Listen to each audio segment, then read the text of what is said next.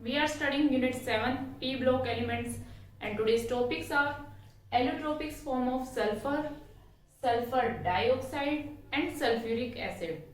Let's start. Allotropic form of sulfur. वैसे तो sulphur की बहुत सारी एलोट्रोपिक फॉर्म है, लेकिन मोस्ट स्टेबल जो है या जो कह ले यूजफुल है वे 3 एलोट्रोपिक फॉर्म है। एक है rhombic sulphur, number 1 rhombic sulphur. एक है monoclinic sulphur, monoclinic. And third है साइक्लो CS6 सल्फर। ठीक है, S6 फॉर्म जो होती है उसकी।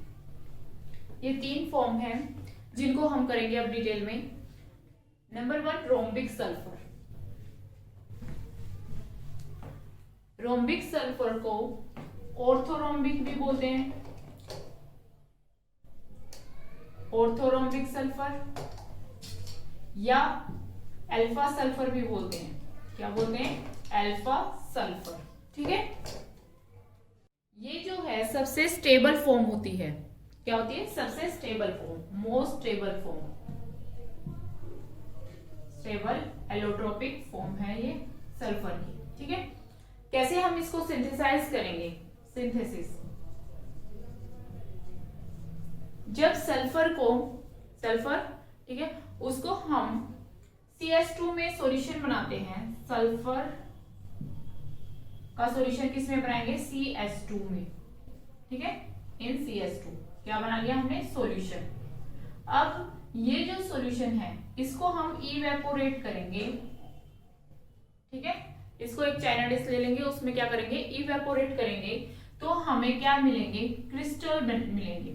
ठीक है, और ये क्रिस्टल किसके हैं? रोम्बिक सल्फर के, रोम्बिक सल्फर के। क्लियर? सल्फर को डिसॉल्व किया हमने कार्बन डाइसल्फाइड में CS2 में, उसमें उसका सॉल्यूशन बना लिया।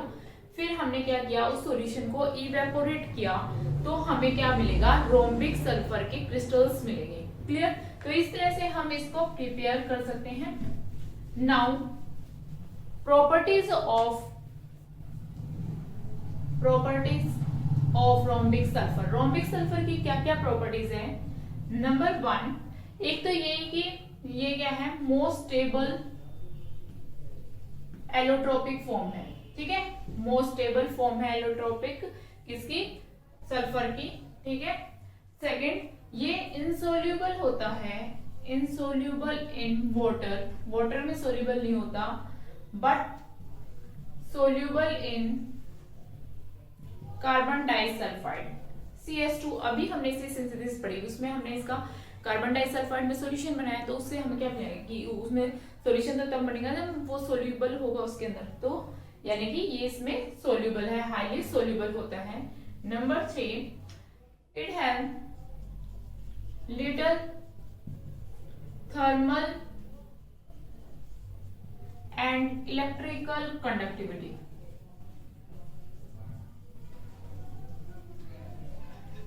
बहुत कम कंडक्ट करता है ये इलेक्ट्रिसिटी और हीट को। ठीक है, नंबर 4, इसका जो मेल्टिंग पॉइंट है, it's melting point is 385.9 kelvin. इतना ही इसका मेल्टिंग पॉइंट होता है किसका? रोम्बिक सल्फर का। ठीक है, तो अब इसका स्ट्रक्चर देख लेते हैं इसकी प्रॉपर्टीज के बाद।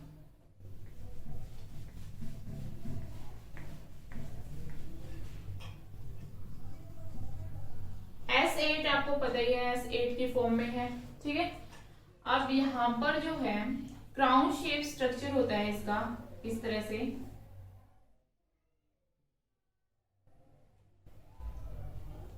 ये जो है इनके जॉइंट, यहां पर सल्फर प्रेजेंट है। ठीक है, इस तरह से ये क्या है? क्राउन शेप में प्रेजेंट है, और इसके जो क्रिस्टल्स हैं क्लोजली पैक्ड होते हैं इस तरह से, यानी इनकी अरेंजमेंट जो है इस तरह से होती है। दूसरा क्रिस्टल्स इस तरह आ जाएगा इसके बाद। ठीक है, तीसरा भी इस तरह से, तो ये इसके अंदर क्या आ जाएंगे? पैक हो जाएंगे। ठीक है, तो ये है रोम्बिक सल्फर। क्लियर। नेक्स्ट है मोनोक्लिनिक सल्फर।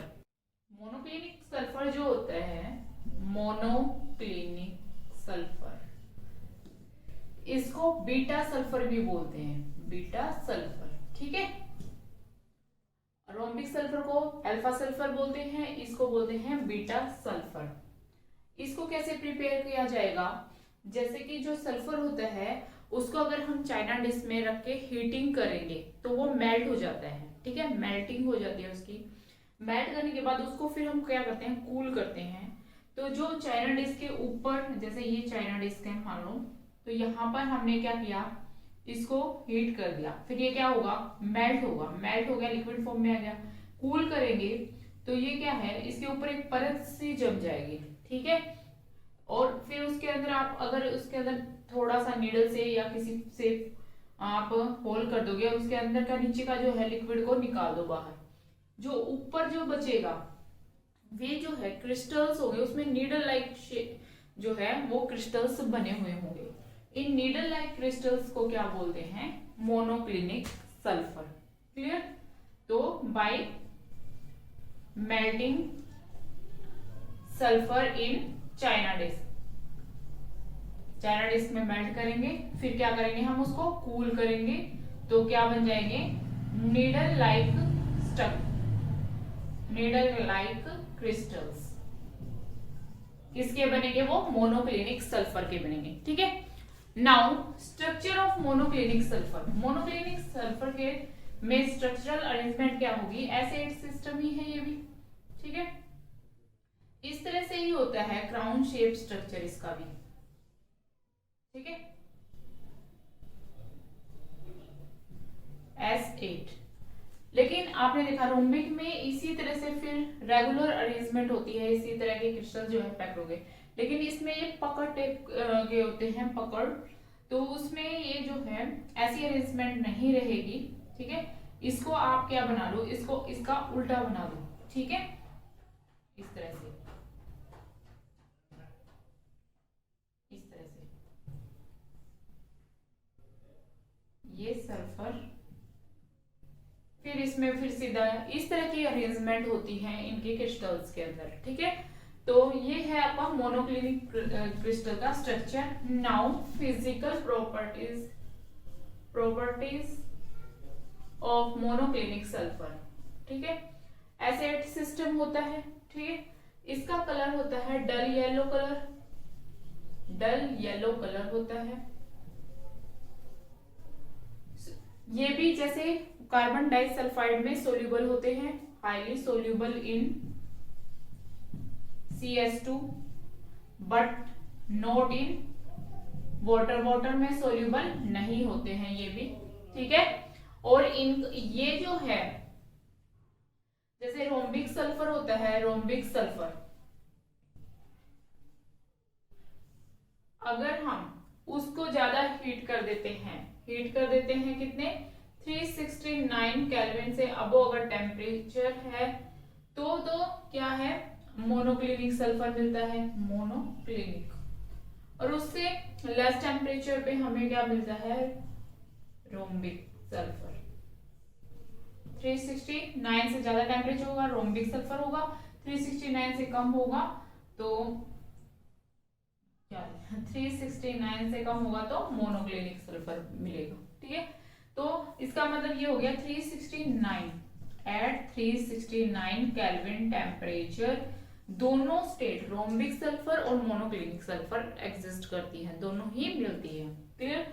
उससे अगर ज्यादा अगर आप टेम्परेचर हमने उसको हीटिंग कर दी तो हमें रोम्बिक सल्फर मिलेगा, उससे कम अगर टेम्परेचर होगा तो हमें मोनोक्लिनिक सल्फर मिलेगा। क्लियर। तो ये थे monoclinic and rhombic sulphur. Now third form थी इसकी साइक्लो S6, है ना, साइक्लिक S6। जैसे चेयर लाइक स्ट्रक्चर होता है इसका, इस तरह से साइक्लोहेक्सेन का स्ट्रक्चर होता है ना, वैसे ही इस तरह से। ठीक है। ये साइक्लिक सल्फर S6 है। ठीक है। इसमें जो है S साइक्लिक, ये जो साइक्लोहेक्सेन जैसा चेयर लाइक स्ट्रक्चर है, यहाँ पर जो ये बॉन्ड लेंथ होती है एस एस की जो लेंथ है वो जो है आपकी बॉन्ड एंगल जो है एस एस एस, ये जो बॉन्ड एंगल है यहाँ का ये क्या होता है 102.2 degree. S S bond angle कितना होता है 102 डिग्री के आसपास का होता है। और जो बॉन्ड लेंथ है इसकी वो इसकी लगभग 205.7 पाइकोमीटर, इसकी लगभग डबल होती है। ठीक है, इस तरह से आप उसको याद कर सकते हैं। तो ये थे इसके अलावा भी एस जो है एक इरेगुलर पैटर्न में मिलता है, जिगजैग टाइप में, इस तरह से शेप होती है उसकी, सल्फर होते हैं इसमें। ठीक है, लेकिन वो इतने नहीं है इम्पोर्टेंट, यही है आपके। ठीक है, नाउ नेक्स्ट टॉपिक है हमारा SO2। कैसे प्रिपेयर करेंगे भाई, प्रिपरेशन सल्फर डाइऑक्साइड SO2। ठीक है, सीधा ही दिख रहा है। सल्फर को अगर हम बर्न कर देते हैं इन प्रेजेंस ऑफ ऑक्सीजन तो क्या बन जाएगा, सल्फर डाइऑक्साइड मिल जाएगा। ठीक है, लेबोरेटरी में हम कैसे प्रिपेयर करते हैं, जो सल्फाइड होते हैं, सल्फाइड उनको अगर हम क्या कर देते हैं, हीट कर देते हैं with sulphuric acid, in presence of sulphuric acid, तो क्या मिलता है हमें, sulphur dioxide SO2। For example जैसे कि Na2SO3 क्या हो गया, सोडियम सल्फाइड। ठीक है, इसको अगर हम सल्फ्यूरिक एसिड H2SO4 के साथ हीट करेंगे तो क्या मिल जाएगा हमें, SO2 तो मिलेगा, जो मेन कंपोनेंट है वो तो लिख ही लेते हैं हम, सल्फर डाइऑक्साइड मिल जाएगा। उसके अलावा Na2SO4 बन जाएगा, Na2SO4 और वाटर निकल जाएगा। ठीक है, ये पॉजिटिव पार्ट, ये नेगेटिव, ये पॉजिटिव, ये नेगेटिव, इसका पॉजिटिव इसके नेगेटिव के साथ कंबाइन होगा तो कहाँ चल, Na2SO4 बन जाएगा। और वैसे भी आपको पता है कि जो हाइड्रोजन जो है उससे ज्यादा रिएक्टिविटी है सोडियम की, तो वो सोडियम हाइड्रोजन को क्या कर देता है, इजीली रिप्लेस कर देता है, इसको ये रिप्लेस कर देगा, Na2SO4 बन जाएगा। और SO3 जहां भी प्रेजेंट होगा, मैंने बताया जैसे कार्बोनेट होता है ऐसे ही सल्फाइड होता है, वहां सल्फर डाइऑक्साइड निकलती ही निकलती है, तो यहाँ पर सल्फर डाइऑक्साइड निकल जाएगी और हमारा क्या बन गया, एक वाटर। ठीक है, इसी तरह एक और मेथड है कि कॉपर टर्निंग होती है, कॉपर्स की नीडल्स लाइक होते हैं। ठीक है, उसको अगर हम in presence of sulphuric acid, यानी कि उसके अंदर हम कॉपर टर्निंग के अंदर सल्फ्यूरिक एसिड डाल देते हैं, कंसिडरिंग हीट कर देते हैं इसको, तो क्या बन जाएगा भाई, देखो कॉपर सल्फेट बनेगा एक तो। ठीक है, और मेथड ऑफ प्रिपरेशन हम किसका कर रहे हैं, सल्फर डाइऑक्साइड का, तो सल्फर डाइऑक्साइड तो बननी ही है, SO2 और वाटर बन जाएगा H2। ठीक है, फिर हम इसको बैलेंस कर लेंगे, लेंगे 2 4 2H2। ठीक है, बैलेंस कर लेना, अच्छे से देख लेना। तो इस तरह से हम लेबोरेटरी में सल्फर डाइऑक्साइड को प्रिपेयर कर लेंगे। तो ये थी इसकी preparation. Now physical and chemical properties. Number 1,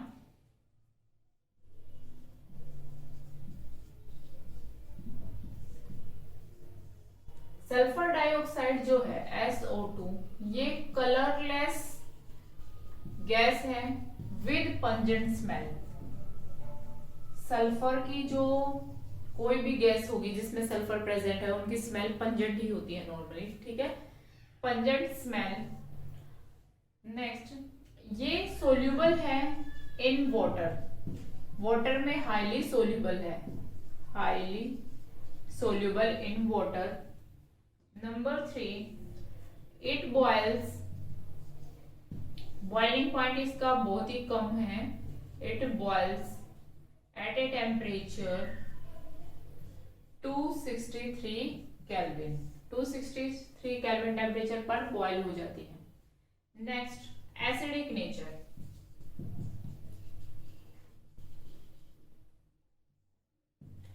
acidic है।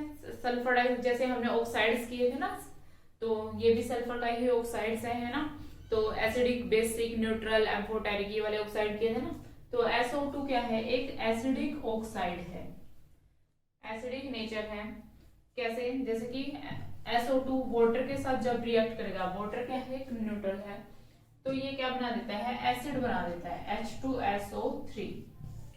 ठीक है, सल्फ्यूरस एसिड बना दिया, तो इसका मतलब इसका नेचर कैसा है, एसिडिक किया था हमने, सल्फ्यूरस एसिड। ठीक है, नेक्स्ट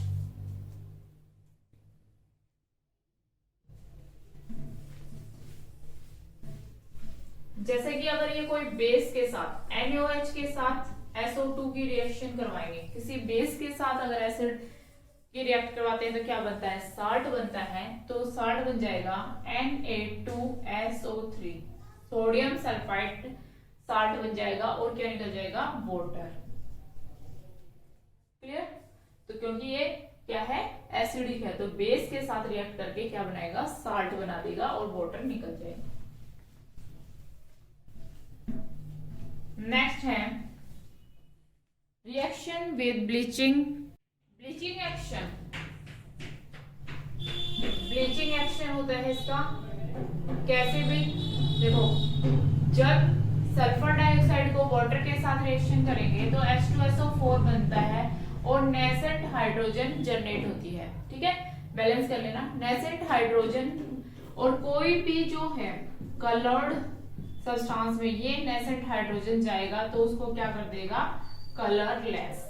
क्या बना देगा, कलरलेस। जैसे नेसेंट ऑक्सीजन कलरलेस कर देती है, इसी तरह ये कलरलेस कर देगा, लेकिन इतना स्ट्रॉन्ग नहीं है जितना ऑक्सीजन वाला होता है। तो माइल्ड ब्लीचिंग एक्शन है इसका। ठीक है, कम होता है उसके कंपैरिजन में, ऑक्सीजन के कंपैरिजन में। Reaction with lime water. Lime water क्या होता है, कैल्शियम हाइड्रोक्साइड, CaOH ट्वाइस। ठीक है, कैल्शियम हाइड्रोक्साइड के साथ कैसे रिएक्शन करेगा ये, जैसे कार्बन डाइऑक्साइड की होती है ना, कार्बन डाइऑक्साइड को हम लाइम वाटर में डालते हैं तो क्या करते हैं वो, उसको मिल्कीनेस आ जाती है ना। तो वैसे ही कैल्शियम हाइड्रोक्साइड को जब हम क्या डालेंगे, यानी कि ये क्या है हमारा लाइम वाटर बोलते हैं इसको कॉमनली, इसमें हम सल्फर डाइऑक्साइड को पास करेंगे कंटिन्यूअसली। जब हम पास कर रहे हैं तो क्या बन जाएगा भाई, कैल्शियम सल्फाइड बन जाएगा, CaSO3, CaSO3 बन जाएगा कैल्शियम सल्फाइड।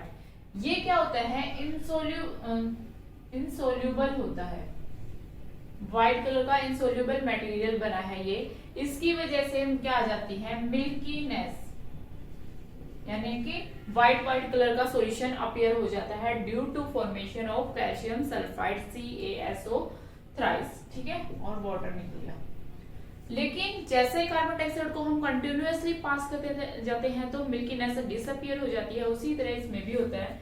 अगर आप कंटिन्यूअसली सॉरी पास किए जा रहे हो सल्फर डाइऑक्साइड को तो ये मिल्कीनेस डिसअपीयर हो जाती है। किस वजह से, कि जो CaSO3 कैल्शियम सल्फाइड है उसके साथ सल्फर डाइऑक्साइड जब रिएक्शन करता है और किसके साथ में वाटर की प्रेजेंस है, ठीक है, तो ये क्या बनाता है, calcium bisulphide, CaHSO3 twice, calcium bisulphide, calcium bisulphide बना देता है, जो कि क्या होता है, सोल्यूबल होता है वाटर के अंदर, इसीलिए मिल्कीनेस जो है वो डिसअपीयर हो जाती है। ठीक है, तो लाइम वाटर हो गया, COH ट्वाइस कैसे गया, ये पॉजिटिव पार्ट है, 2 पॉजिटिव, ये नेगेटिव पार्ट है। यहाँ पर जो है ये सल्फर डाइऑक्साइड किसके साथ आ जाएगा, क्योंकि इस पे इलेक्ट्रोनेगेटिविटी ज्यादातर नेगेटिव पार्ट है, तो ये कैल्शियम के साथ क्या बना देगा, कैल्शियम सल्फाइड बन जाएगा, जिससे क्या, जो कि इनसोल्यूबल होता है और जिससे वो क्या है व्हाइट कलर का मिल्कीनेस आ जाती है सॉल्यूशन के अंदर। अब अगर हम लगातार इसमें पास करते रहेंगे सल्फर डाइऑक्साइड को तो ये मिल्कीनेस डिसअपीयर हो जाती है, क्योंकि वहां पर कैल्शियम सल्फाइड की जगह कैल्शियम बाइसल्फाइड बन जाता है, जो कि वाटर में सोल्यूबल होता है। क्लियर। तो इस तरह से ये लाइम वाटर के साथ रिएक्ट करता है। रिड्यूसिंग प्रॉपर्टीज,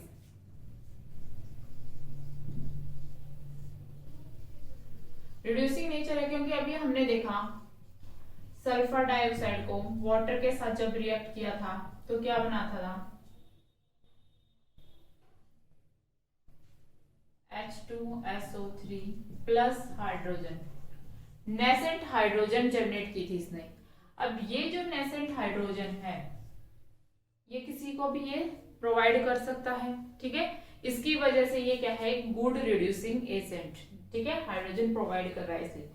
साथ में ये एक माइल्ड ऑक्सीडाइजिंग एजेंट की तरह भी काम करता है, ऑक्सीडाइजिंग एजेंट की तरह भी, माइल्ड ऑक्सीडाइजिंग एजेंट है ये। मतलब इससे ज्यादा जो स्ट्रॉन्ग क्या होंगे, इनसे स्ट्रॉन्ग रिड्यूसिंग एजेंट अगर आ जाए रिएक्शन में, SO2 से स्ट्रॉन्ग रिड्यूसिंग एजेंट आ गया अगर रिएक्शन में, तो वहां पे ये ऑक्सीडाइजिंग एजेंट की तरह भी काम करता है, ठीक है। तो ये थी इसकी प्रॉपर्टीज। नाउ इसके यूजेस, सल्फर डाइऑक्साइड के आपने देखे क्या यूजेस है कि हम सल्फ्यूरिक एसिड बना रहे हैं, सल्फ्यूरस जो सल्फाइड है वो बना रहे हैं, ठीक है। लेबोरेटरी में हम टेस्ट करते हैं, कई सल्फर डाइऑक्साइड H2S बनाते हैं, कई टेस्ट करते हैं, तो वहां पर हमें पता चलता है कि सल्फर डाइऑक्साइड निकल रही है, तो इसकी वजह से कि वहां पे सल्फेट या सल्फाइड ग्रुप प्रेजेंट होगा, तो डिटेक्शन में ये इस तरह से हेल्पफुल है हमें। तो ये हो गया हमारा सल्फर डाइऑक्साइड। फिर आता है sulphuric acid H2SO4, king of acid भी बोलते हैं इसको, क्या बोलते हैं, किंग ऑफ एसिड।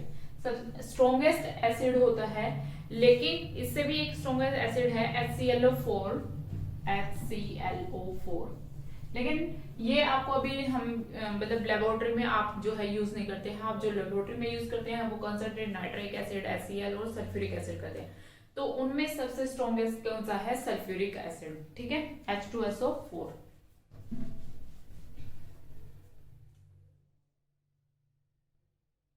साथ में इसको हम ऑयल ऑफ विट्रोल भी बोलते हैं, ऑयल ऑफ विट्रोल।